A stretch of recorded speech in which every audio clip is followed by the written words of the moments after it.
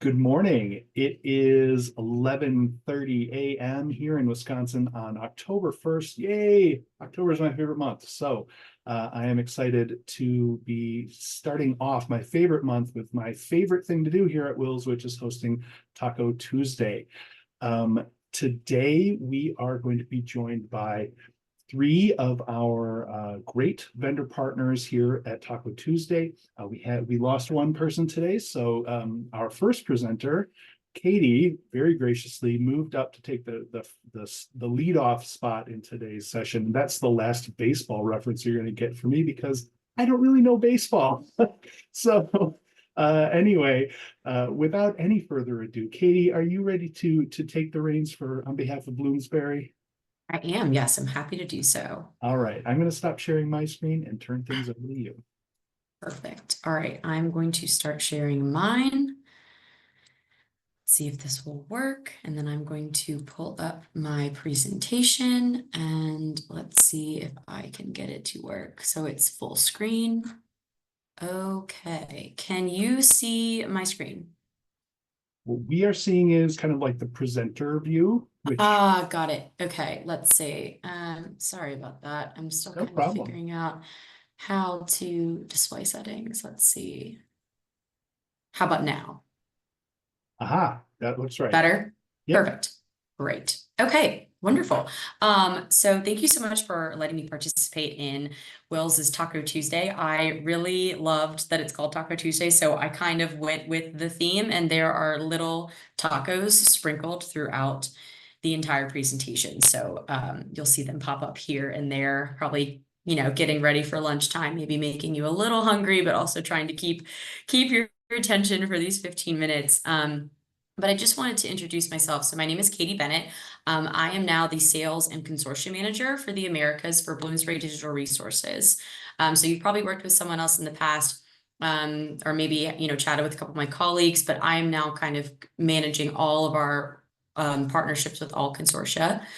So you can always feel free to obviously ask Jeff any questions you have about our resources, but I'm also available to help answer any questions as well at that contact information that you see on the screen.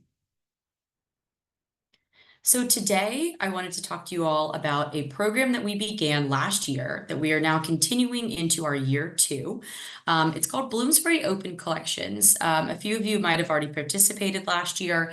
We're expanding the program this year, and I just wanted to give you a little bit of background about it, kind of the purpose of the program, what we're trying to accomplish with it, why we're doing it, and then the goals that we have for this year and the results that we had from last year.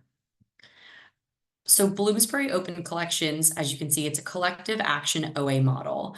And what that means and why we're doing it is to spread the cost of open access publication across the scholarly community, making it more accessible for emerging and underrepresented authors to share their work with the wider scholarly and academic community.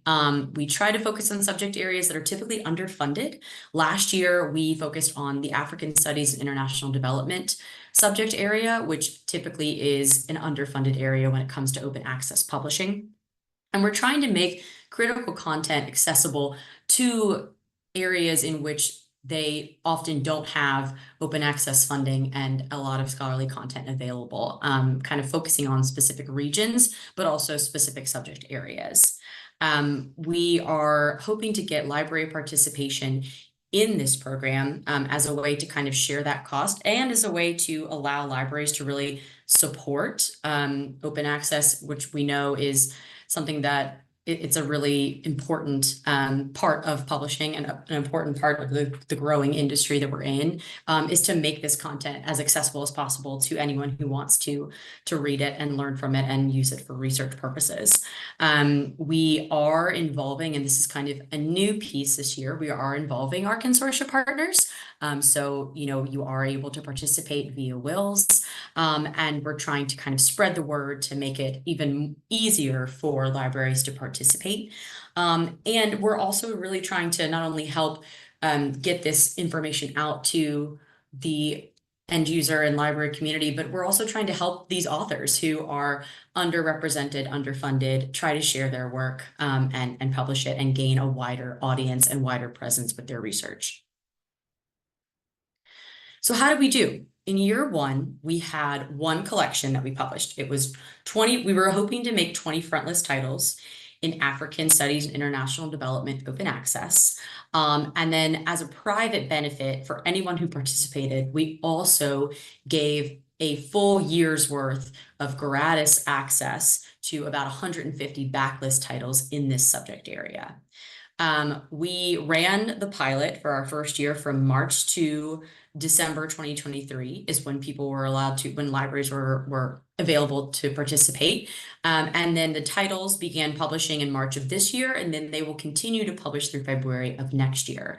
We had about 60 libraries globally participate from countries and institutions all over the world, and we were able to achieve 50% of our funding goal. So we published 10 of those 20 frontlist titles OA. The other 10 titles will still be published, and the participants, those 60 libraries, will get permanent access to those titles. They just unfortunately were not able to flip to OA. But that's kind of how we did in our first year. And now we're looking at year two and what we're hoping to accomplish. So we've expanded the program. We now have 3 different collections from which a library can choose. You can also participate in all 3 or just 1 or just 2. But again, looking at subject areas that are typically underfunded, typically underserved. So again, we're offering an African Studies International Development collection that's 20 new frontlist titles. So it's different than the 20 that we aimed to publish last year. And then we've offered environment and climate change and gender and sexuality. We are still trying to contribute to that progressive OA model where we're spreading the cost of publication across the industry. As a private benefit, again, for any library that participates, they will get gratis access to 150 to about 200 backlist titles in that subject area per subject area. So if you participate in all 3, if you choose to fund all 3 collections, you would get 150 to 200 in each collection. So a nice little private benefit, getting to expand your reach and open up some free content to your users in those subject areas. And regardless of whether or not we flip all 60 titles OA, right? So 20 from each collection, you will get permanent access to all 60 of those frontlist titles when they publish. If we achieve about 50% of our goal, hopefully roughly 30 of those titles it would mean would flip OA, and the other 30 you would still get access to as a participant in the program. We also have public acknowledgement of that participation on our website, and if you go back to this slide, if I were to click on that 60 libraries link, it would show you the 60 libraries that participated last year and kind of where that's hosted on our website. So I'm happy to kind of share this presentation with you all. Thereafter, I can send it to Jeff and he can disseminate as needed. But you can see all of the libraries that participated last year, and acknowledgement of your library participating would also go on that same slide. And I just realized that I said, why should a library participate this year? I meant this year. So sorry about that. Maybe got a little too excited with putting the taco images on the presentation. So just a little bit about our timeline in terms of how we are kind of mapping this out. So in March of this year, we launched our 2nd year of Bloomsbury Open Collections. And from there on, we have been trying to get participation in the program via direct library outreach. We've had some promotional events at conferences, and we've actually decided to extend our deadline by another month for libraries to participate. We were kind of hoping to have everything wrapped up by the end of November, but we know it's a crazy busy time in the fall. We're hoping that by the end of December, we can have all participating member libraries committed to the cause and pledging to fund the program. At the end of the month of December, we will confirm whether or not we hit our goal and whether or not we are able to make all 60 of those titles available, those frontlist titles available via open access. If we are, then in January, we will hopefully launch Bloomsbury Open Collections Year 3. January is also when, if you were to participate, that is when your free access to those 150 to 200 or so backlist titles would begin. So you'd get them for the full year of 2025. And then from March 2025 and onward is when those year 2 frontlist titles would begin to publish. Access would go live for your institution as they publish. You would automatically be given access to those titles, and to any titles that did not launch OA. Obviously, once they launch, if they do launch OA, everyone would get access to them. But that's kind of our timeline and kind of the deadline to participate if you have any interest in doing so. And I believe that comes to the conclusion of my presentation and my time. So if there are any questions, I'm more than happy to answer them. I'm happy to go back over any slide if there's a piece of information you'd like to dive into further. Otherwise, I can let Jeff take it back over. And I know I probably did not reach 15 minutes, but hopefully there's a little bit of time for questions or comments as well. So. No problem. Thank you so much, Katie. I'm Sure. really excited about this. I know that we're always hearing from members about their desire to kind of support OA and to help kind of make kind of grow that movement even more. So I'm really excited to see what Bloomsbury has going here and what we're going to be able to try and kind of participate in this next year. That's super cool. Great. Thanks again Thank for you. sharing. I haven't seen any questions come in, but I will say anybody watching live or anybody, if you're watching the recording, please feel free to reach out to us here at WiLS, of course. Katie, can I share your contact? I can put your contact information like in our follow-up email as well, right? Okay, so Absolutely. when watching the recording, you probably got to it through an email. That email will have Katie's email address in it as well. So thanks again, Katie, for joining us. Thank you. Putting on the time.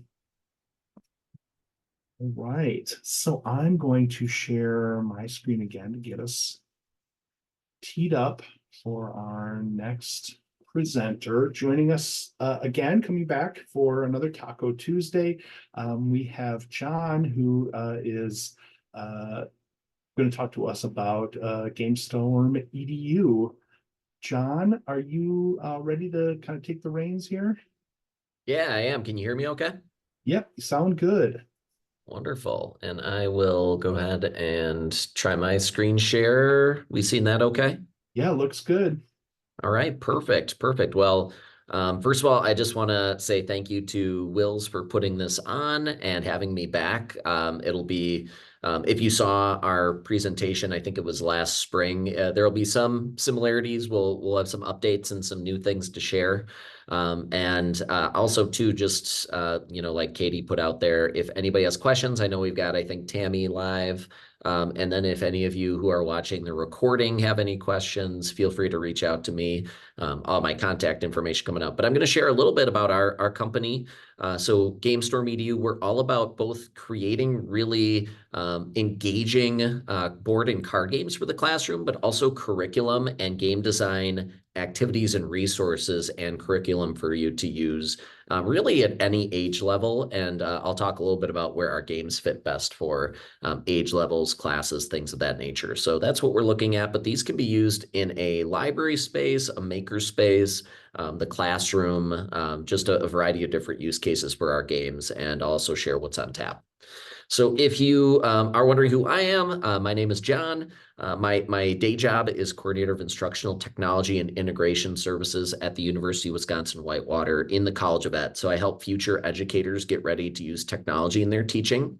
And so I do also adjunct teach some courses such as video games and learning. I've taught Intro to Ed. I've taught a course called Digital Tools for Future Librarians. And then my passion project, what I'm sharing with you right now is I'm the Chief Executive and Creative Officer at GamestormEDU. And then also just a fun fact, in August, I defended my PhD in instructional technology from Northern Illinois University. I focused on collaborative virtual reality. And so one theme you'll notice from our company is we're all about kind of students co-learning and sharing and interacting with each other. So collaboration is a very key aspect of what we do. So just to kind of jump in here, one reason that we think games are really powerful. Now, this isn't about board and card games necessarily, but another phenomenon that's kind of intertwined with board and card games is the number of teens who play video games. Pew Research had a 2018 study, and they just reran a similar study about teens and their gameplay, and they found that 97% of male identifying teens, 73% of female identifying teens, and then 85% kind of total across the board in this 2024 study play games on a somewhat regular basis. So games and gameplay, whether it's digital, whether it's physical, is a pretty key part of a vast majority of our teens. And that's something that I think we can really tap into interestingly from game-based learning and the curriculum that we use. So just talking a little bit about what we've got out. In 2023, we released our first board game called Gamestormers. I'll talk a little bit about that, but that's available now. And actually, you get a discount through WiLS. So you get $5 off the list price of Gamestormers, and even more off if you do our 5-game bundle. And you can find out more at our website, GamestormEDU.com. I've got a shortened link to Gamestormers as well. And so just a little bit about Gamestormers. This is kind of our opening first product that really kind of sets the tone for what we want to do. And so our goal is that every student who plays Gamestormers, their goal is to assemble the best 5-card story. And a lot of our storylines that we've got are centered around game topics: fantasy, sci-fi, high seas, horror, and civilization. So we've got these kind of overall topics that really appeal to students because they experience it in their gameplay, in the books they read, in the movies they watch, and the fandoms they're involved in. But also this game really reinforces some really great skills that we want to develop in students. So their goal in our kind of party game version is to be selected by the judge for the round as the best narrative. So they create that 5-card narrative on their player boards, and they want to be picked by the judge. So how this works in a nutshell, our first game, Gamestormers, here is that you deal out to each player 2 storylines, 3 to 4 item cards that we call them, and 3 to 4 mechanic cards. And really what these mean are the storylines are the subject. So for example, this card is from our fantasy universe, and it's going on an epic quest. Our items are kind of the nouns, the people, places, things of their stories. So you can see here, this chariot is an item that is from our civilizations world. And then our mechanics are really the verbs. What can they do in their story or their game? What happens to them? What are things they have to overcome? So you can see an example of one of these might be something malfunctions in the universe, and they have to solve that. So the students assemble their game, and then they each take a turn going around and using their kind of cards, they combine them into a cohesive narrative or game idea. So an example in this one, it would be in my story, a group of terrible aliens, because there's an alien invasion, cast a curse across the entire planet. So this cast a curse card comes up. A heroic giant named Gus searches for answers in an ancient monument. So here's my giant. And then here's my monument card right here. It tells him to search the galaxy for a cure to this curse, and he travels along with his sidekicks and happens upon a shipwrecked alien ship that happens to have the antidote to this curse. So there's that shipwreck, and then he brings it home and saves the planet. So yay, Gus saved the day. So that's that student's story. And what's amazing is no matter who I played this with, whether it's 6-year-olds or 60-year-olds, everybody is able to come up with a 5-card narrative playing this game. So then after hearing everybody's stories, the judge awards a token to the winning story. And then you can move the judgeship on to the next player clockwise, or say the person who won is the next judge, and then you play to a preset number of victories for each. And what's really great about this game is that you're going to be building skills. Students are going to be working on the art of persuasion. They're going to be thinking about creatively telling their story, combining their cards. And they're also going to be using some critical thinking to think about how they position their story and how they work these narratives together. This is a shot of Gamestormers in action. So these are 6, 7, 8, and 9-year-olds playing, learning about Gamestormers and hearing a little bit about me talk about game design, and then them actually playing it themselves. So one thing that I get asked a lot is what age can play at. And we put on the box ages 9 and up, but we've seen, again, as young as 6, 7, 8-year-olds play it. And a lot of times if they don't know a word, they rely more on the images on our card. So if I go back to, this chariot, they might not know what a chariot is, but I had a little girl playing and she said, my magic wagon allows you to time travel. So that's an example of them just tapping into the beautiful artistry that we have in order to tell their story. Just a fun fact about the game too, the main character on the cover of the game box is Sloan the Summoner, and that's actually based on my daughter Sloan too. So I like to bring my loved ones into the game design process too.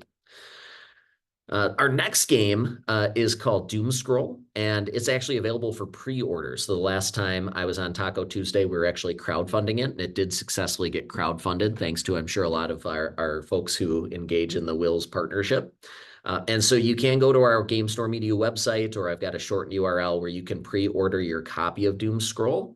And this is a 1 to 4 player card game. And what's interesting in this game is it's a social media literacy game. So in this game, you are a social media company, and your goal is to curate the most engaging feed of social media posts in order to then sell ads to users.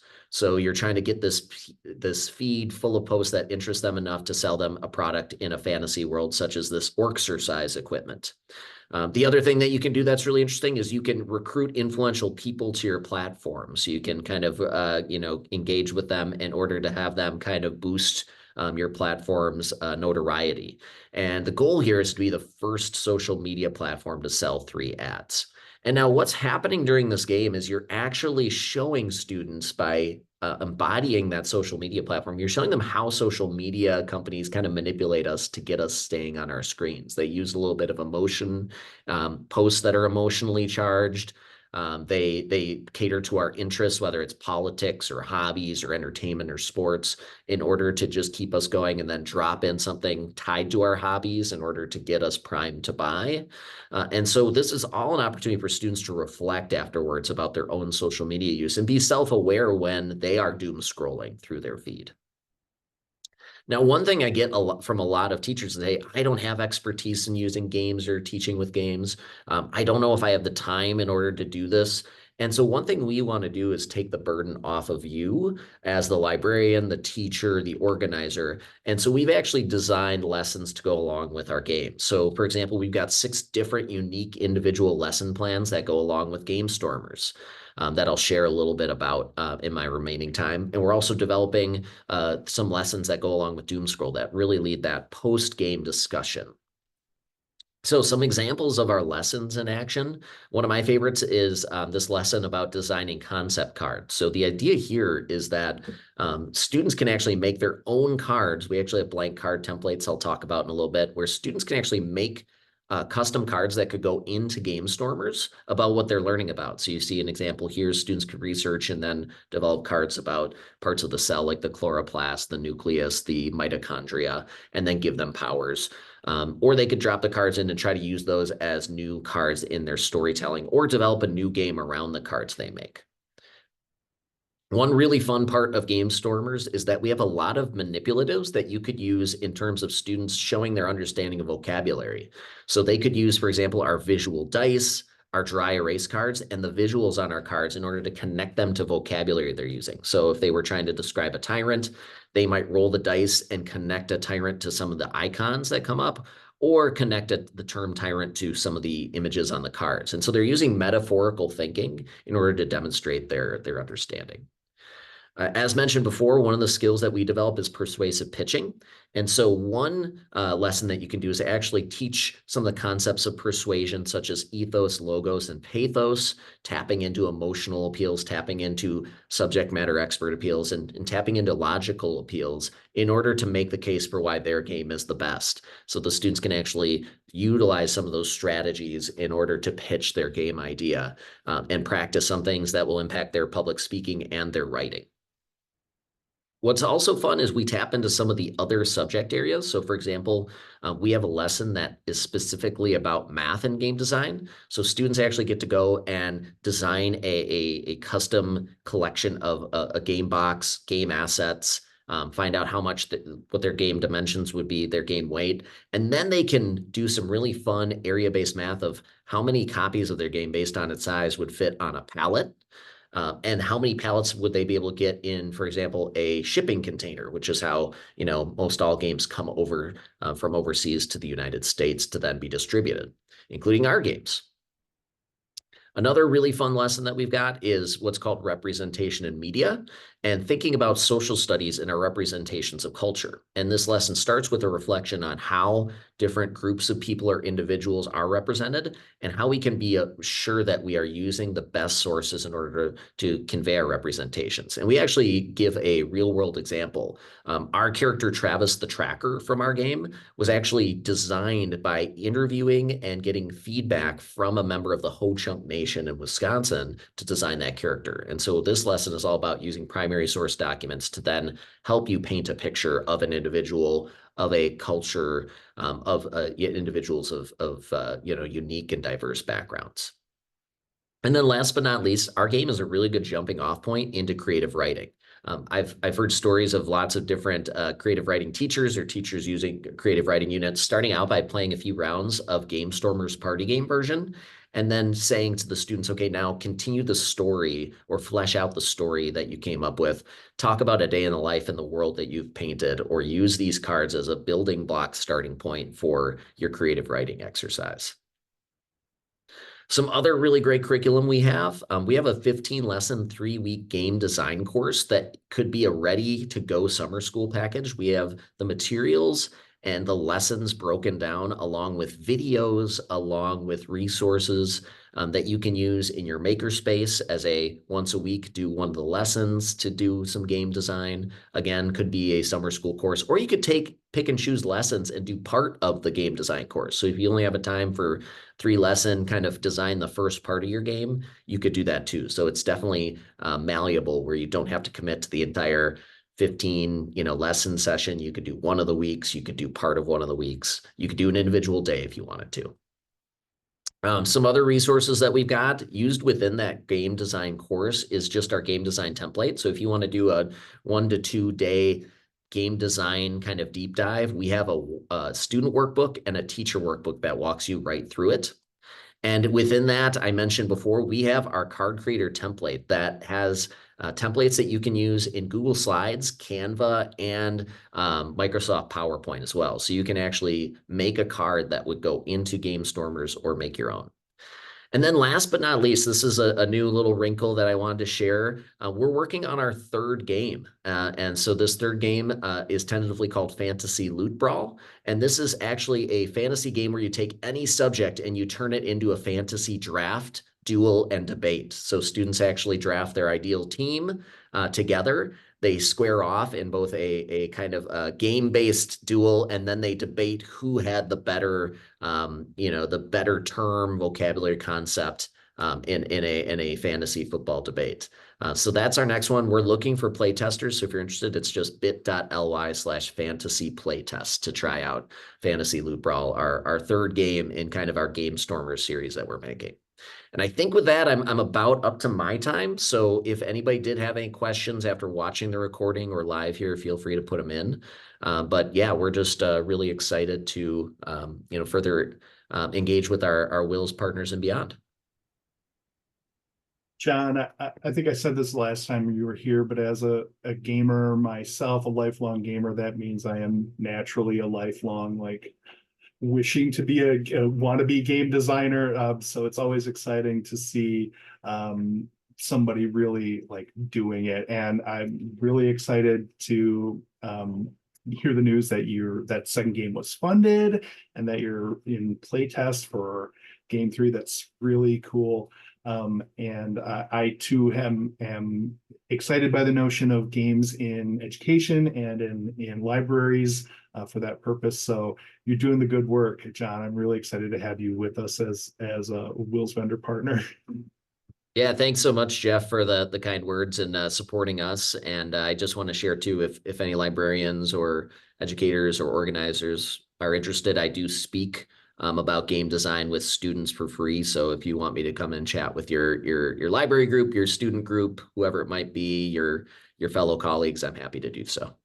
Well, John, thanks again for being here. If you don't mind, we'll include your contact information and kind of follow-up messaging that goes out to members as well, in case they do want to reach out to you. Yeah, that's perfect. Thanks so much. All right.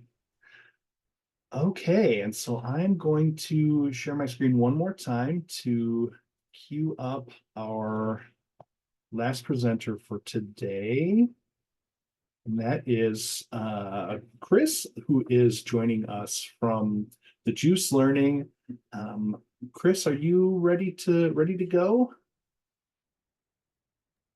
As ready as I can be. Yeah, let's do it. All right, let me stop sharing my screen and it'll be all you. Sounds good. All right, let me get mine all queued up to share, and then we'll take it away. All right. So here we go. Actually, before I share, I'd just like to do explain from a sort of like big picture view what we do, and then I'll share with you how this actually goes down. So, hi everybody, I'm Chris from the Juice. We've been with WiLS for about a year now, and we are honored to be a vendor. We really love working with WiLS and spreading the idea of information literacy across Wisconsin. So thank you, WiLS, for your ongoing support and for working with us, because we love working with you. We now have made a few improvements to the platform, and I'm going to tell you all about them. So the premise of the Juice is very, very simple. Every single weekday, we have a team of journalists and educators who write 5 news stories for students in grades 5 through 12. These news stories are delivered via an email in the morning that says, "Your juice is ready," before school starts. And what's really cool about this is that it's sort of like the morning paper of yesteryear. You know, you have like this email coming in giving you a digest in the morning, sort of like a New York Times news briefing, and then that takes you to the platform. So I'm going to start with the actual email that you would receive in the morning as a student, and then I'm going to take you to the platform and show you how it works, what our kind of MO is, and then how it functions. So with that, let me just share out what that email looks like.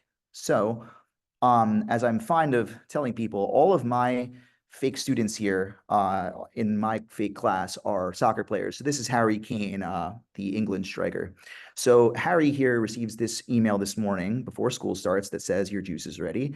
And it's a rundown of the day's news. And what's important about the Juice is that in our mission to build literacy with communities and schools of all shapes and sizes, everything you find on the Juice is made by us. So we cite information that comes from elsewhere, but we create everything that we use.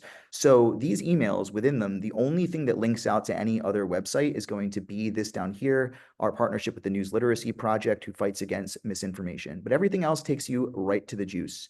So if I say, yeah, let's go to today's Juice and do so, that's going to bring me to the student edition of today's Daily Juice. And this is our newspaper. Like I said, we have a team of journalists and a team of educators writing these stories every weekday morning and posting them to our platform. There are 5 stories. We have no advertisements. We have no opinion page, no editorial page. We take our neutrality quite seriously. We're nonpartisan. As a former teacher of rhetoric, I am uncomfortable with the term unbiased. But I will say that we aspire to eliminate what biases we can. There's a certain selection bias in that we are only writing 5 stories. Something has to go. But I also want to draw attention to a few of our parameters. One of our stories every day will always have, as we have here, an infographic of some kind depicting data. We think it's really important that students are able to discern how data is depicted in media in different ways. Today, it's a little more geographic, but sometimes it's a little more like astronomical. We'll cover moon phases, or sometimes we'll have, a traditional bar graph, but we try to depict data in all kinds of different ways every single day. Also, one of our stories is from an ongoing series we have called On the Bright Side. If you see here, Kansas State quarterback scores for his former principal. These are always uplifting stories. I think we all know that the news can be, somewhat dark sometimes. And in our quest to make sure that we are providing our students with meaningful news, we also want to make sure that we're giving them stories each day that cause them to feel good about themselves and their place in the world. And we're trying to create a less toxic relationship with media in general. So from here, also, within each of these stories, you get right to the point. So concision is a real virtue for us, as is accessibility. Every news story you find will be between 250 to 280 words. We try to get right to it. We try to make it highly readable. And in terms of accessibility, what that means in practice is that each of our stories are translated side by side into 70 plus languages, and This is generative AI. This is one of the two places that we use this on the platform with which you can interact. We're very explicit about where we do this. I know there is a lot of dialogue surrounding the use of AI in education. We try to be very explicit about how we use it. So I can vouch for the French, but the other 72 languages less so. These are quite good. This is not like Google Translate. What's great is that at the end of every single article, you also have a comprehension question. And it's just one because we don't want it to be onerous. We don't want it to feel like school necessarily, because remember, these daily juices come out every weekday morning. That's not conditioned upon the teacher's interaction. This is like your interdisciplinary morning paper. But what's cool is that this comprehension question you see here is actually aligned to the Wisconsin ELA standards for reading informational texts. In my demo account here, this is aligned to New Jersey, but for you, it would be aligned to Wisconsin, and you would see the standard populated right here, along with Common Core and the JUICE standard as well. So then you also get, I just switched over, by the way, up top to the teacher edition, a few more great teacher tools to use with these articles that come out every day. So for one thing, we tag our articles according to their content. So we categorize, as you can see here with the weather. This is a weather-related article. That's one of our categories. But that's distinct from our content tags. And there's a method to the madness here. Our content tags are, for science and math in particular, these are based on the Common Core standards. So the content is also standards aligned. And then in social studies, our content tags are reflective of the C3 social studies standards. So it's a really, truly multidisciplinary textbook approach to the way that this works. Now, from here too, you can also see that you can assign any of these articles quite easily. So you can assign to a whole class, for instance, or you can assign to just one student at a time, which is also great to see. And as you can see too, when this happens, you'll see that the assignment was successfully created, and the student will get this, the student will get an email that says that this was assigned to them, which is also helpful. Now, if I close that out, this is a small thing until it's a big thing. You can print anything from any article. You can also share directly as a teacher to Google Classroom, and you can listen to any article as well. Within the text, this is perhaps my favorite feature of the JUICE. Anytime you see one of these oranges here, this is called an extra juice. And we write these when we feel like our students might need a little more context for what they're reading. Like I said before, the articles are brief, 250 to 280 words. So sometimes that doesn't cover all of the background that might cause a student to actually, care and invest in what they're reading. And we don't want students to be alienated from content because they're just not familiar with it. So at the first mention of a topic, when you see that orange there, you can click it. And what's great is that it'll bring up this question and answer background on the issue at hand. And we always start at square one to normalize the idea that it's okay to not know things. So what is a hurricane? What's the difference between a hurricane, cyclone, and typhoon? Why are hurricanes given human names, and who does that? And it goes on from here to list a few of the major ones over the past, few decades. And these two are easily translated into another language. You can listen to any of these. You can speed it up, slow it down. You can add text highlighting to the readings.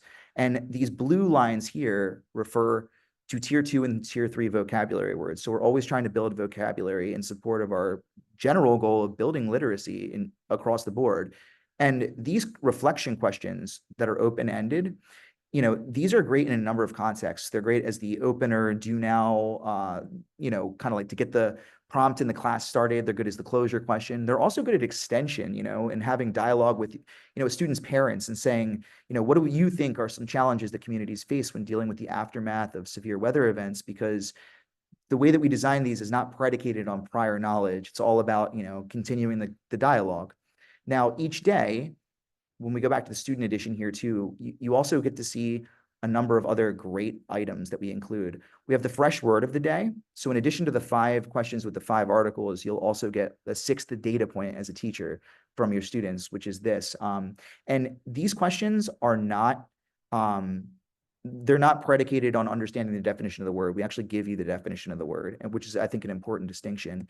And which gets me to perhaps our most important distinction for access and accessibility and differentiation across the board, which is, as you can see, it says 11 plus at the top. And I like to harp on this detail in particular because we're quite proud of it. It's a massive endeavor that we do every day, but it's worthwhile, which is we write 4 editions of all 5 articles, meaning when the differentiation takes place, you as a teacher can select which, articles you want to look at which reading level. But for the students, the level of differentiation is methodical and very subtle. So if you don't tell your students that there are different reading levels, it's quite possible that they won't actually know that. So the idea being that it makes it very easy for any classroom to be differentiated. This is the kind of work that we teachers know that we should be doing all the time, but we're also human beings. So and the librarians who have been engaging with the juice through WiLS know this probably better than anybody as interdisciplinary information literacy experts, that there's such a dearth of info in particular because students have trouble accessing the readability of, the journalism, even good journalism that's out there, because they don't understand what's being presented to them fundamentally. And we're trying to take aim at that exact dynamic. Also, and it's not just the differentiation of the articles, it's also the presentation. I mean, if you look at this, it looks more like Instagram than the New York Times, and that is essential and that is intentional as well. So just a quick word on some of the supplemental stuff that you get. You get a daily poll on a student-centered issue. You get a quote of the day for some daily wisdom. You get great videos that we make every day. They are super clever and creative. We also have the 5Z, which is a bit like Wordle, but we use vocabulary words from the articles, and we differentiate these 2 at 4 different reading levels. And then as students answer, guess what? You get great standard by standard data.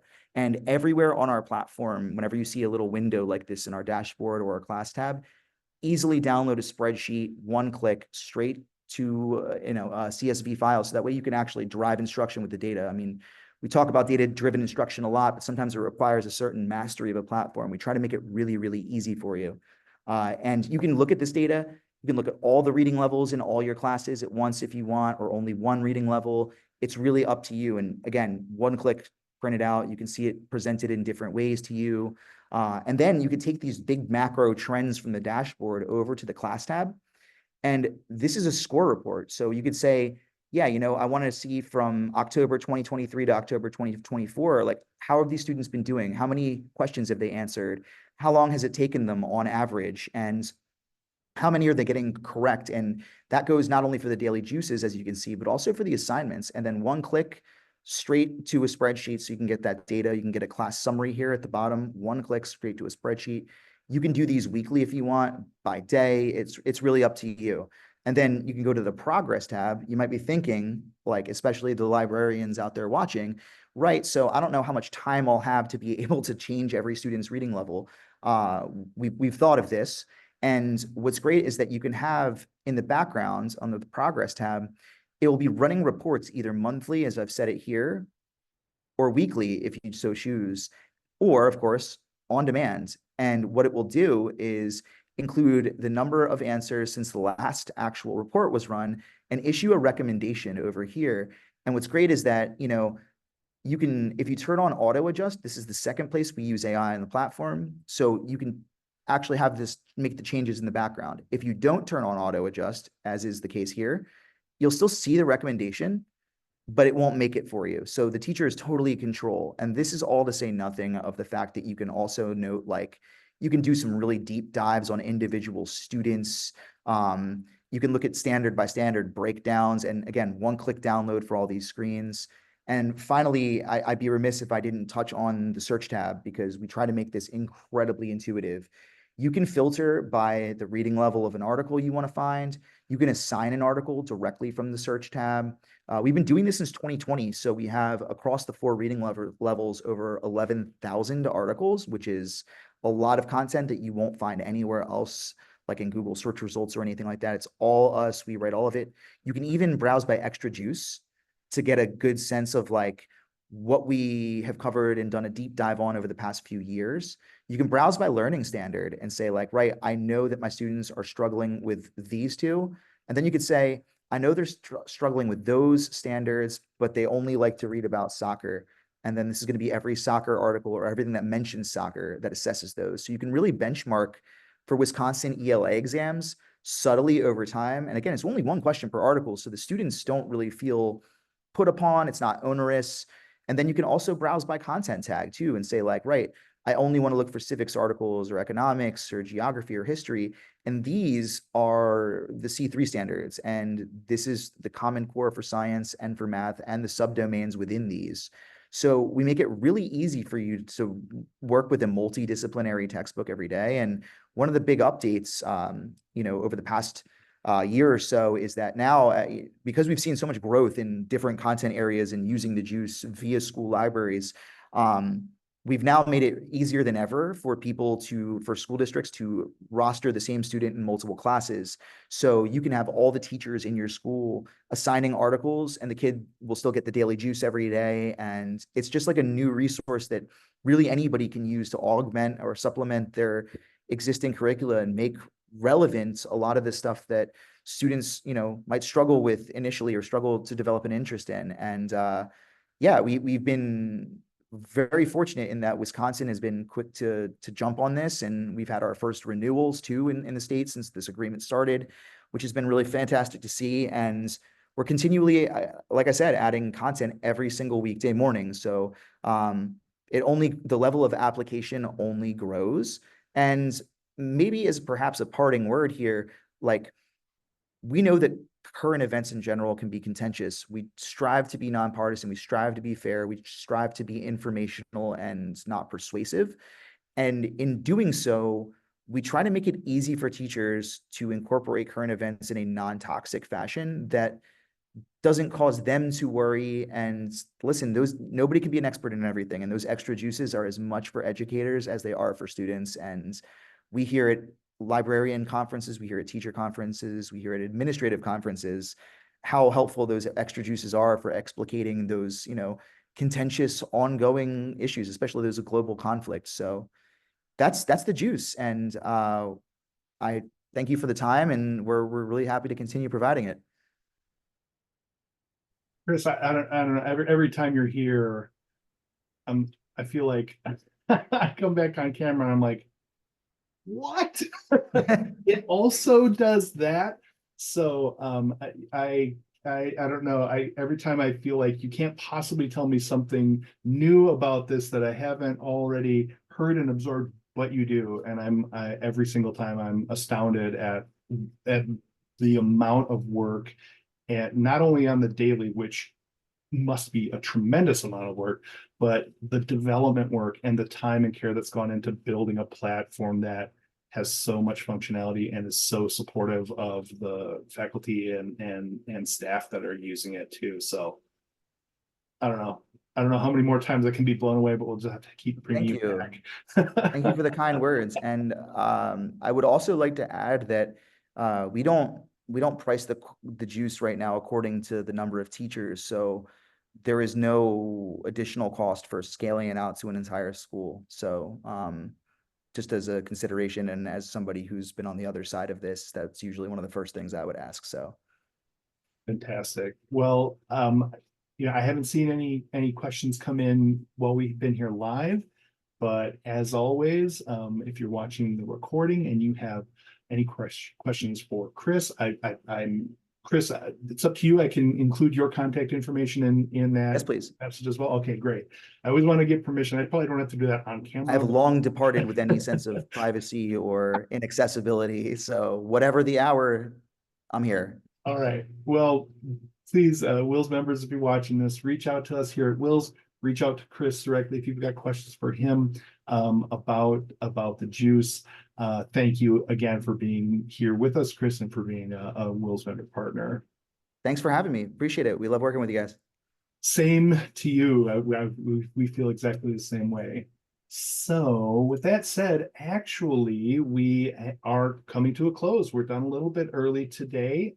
We ended up with 3 presenters, but we think that they were fantastic. So thank you to all of our presenters for being here, for showing us some really outstanding resources and opportunities for our members. Thank you for those of you who are watching both live or in the recording. Thank you to my dog for snoring loudly right when I'm trying to wrap up our session.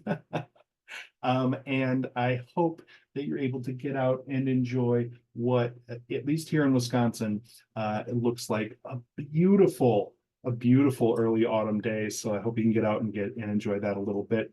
And join us again next time on October 15th for another WiLS Taco Tuesday.